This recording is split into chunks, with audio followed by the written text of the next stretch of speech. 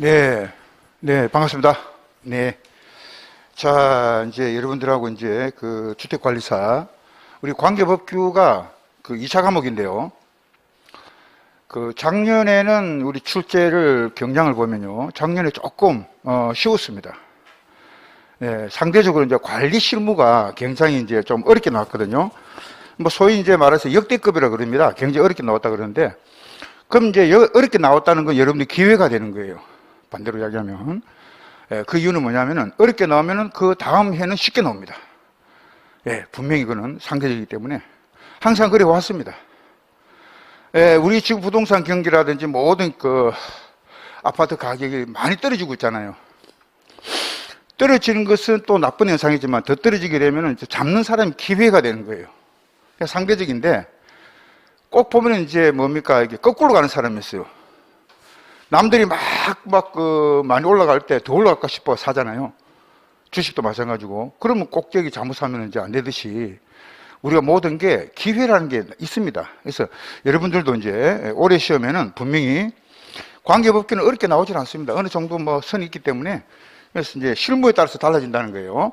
그래서 올해는 여러분들이 기회다, 합격을 할 수 있는 기회다라는 걸 말씀드리고요.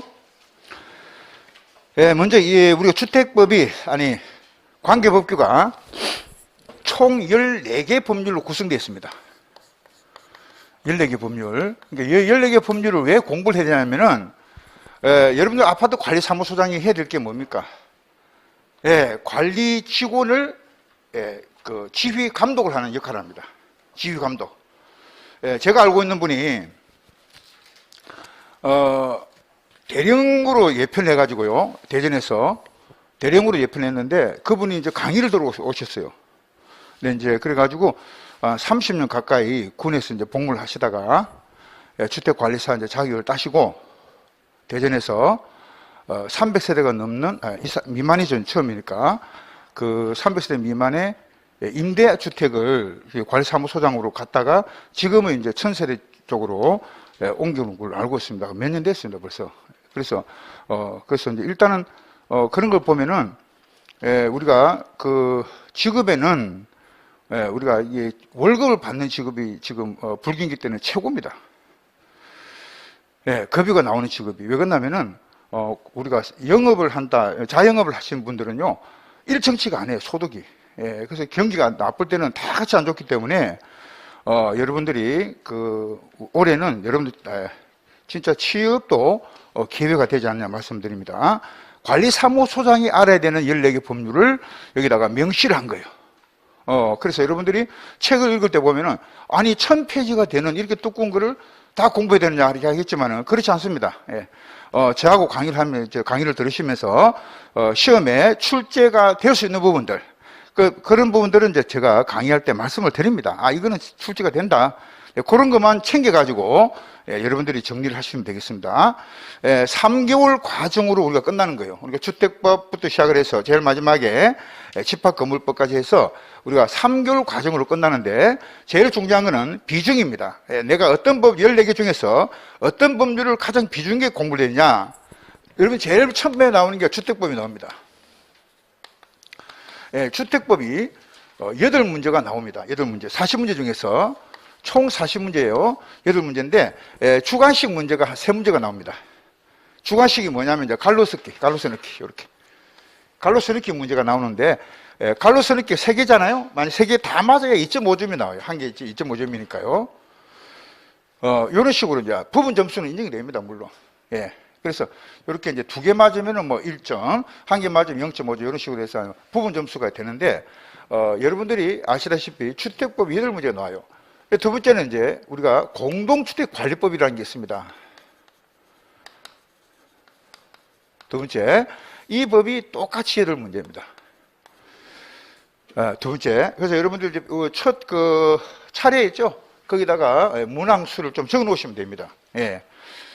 차례에 보면은 이제 주택법이 나오죠? 그다음 공동관리법 두 번째. 자, 세 번째가 뭐예요? 민간임대주택에 관한 특별법. 민간임대주택에 관한 특별법이 나오죠? 요거 2문제가 나옵니다. 근데 한 문제가 이제 주관식으로 나올 수 있어요. 네 번째가 공공주택특별법이라 그래가지고요. 공공주택특별법. 이 공공주택이 뭐냐면 이제 공공분양하고 공공임대를 포함한 거예요.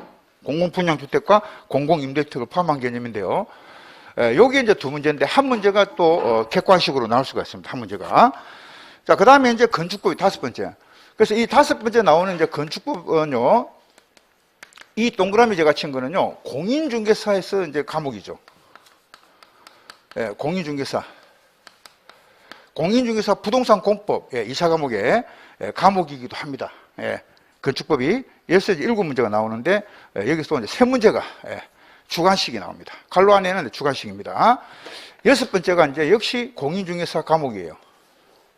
도시 및 주관경 정비법이죠.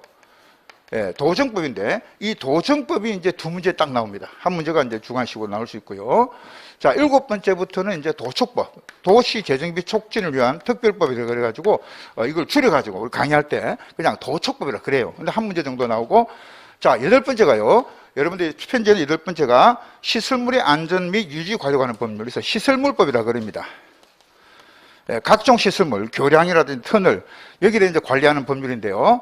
여기 두 문제인데 한 문제는 역시 이제 주관식으로 나올 수가 있고요. 자, 한 장 넘겨보시면은 이제 소방기본법인데요. 이 소방기본법 법률이 좀 적습니다. 소기법. 한 문제가 나오고, 10번째가 소방시설법, 소시법. 한 문제가 나옵니다. 그 다음 11번째가 이제 뭡니까? 화재 예방법이죠. 화재의 예방 및 안전관리에 관한 법률인데, 화재 예방법인데, 우리가 이거는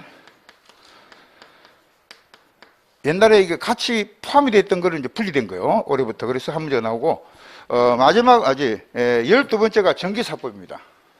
12번째가 전기사법이라 그래가지고, 여기도 이제 전기안전관리법이 옛날에는 포함이 됐는데, 독립에 나갔어요. 전기안전관리법이. 그래서 남은 게 이제 전기사법인데, 요것도 이제 두 문제인데, 한 문제가 우리가 주관식으로 나올 수 있습니다. 자, 13번째가 승강기 안전관리법이죠. 승강기법. 요게 이제 두 문제인데, 한 문제가 주관식. 마지막으로 집합건물법. 집합건물의 소유 및 관리 관한 법률인데요. 자, 요게 이제 뭐냐면 한 문제가 나옵니다. 그래서 총 40문제 중에서 갈로 안에 있는 게 다 합치보면요. 갈로 안에 40문제 중에서 이제 갈로 안에가 이제 몇 문제가 나오냐면은 16문제가 나옵니다. 40%죠. 4, 46, 40% 그죠? 여기 40%, 60%.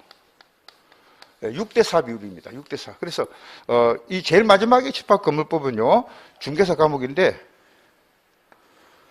중개사 과목인데 요거는 1차 과목에 민법에 들어가죠. 민법에 민사특별법에 나옵니다. 요거는 이제 민법에서 나오는 부분이고, 우리가 이제 이 4개, 하나, 둘, 3개인데 이 3개 법률은 다 같이 이제 여러분들 알다시피 부동산 공법 2차 과목에 나오죠. 그래서 유일하게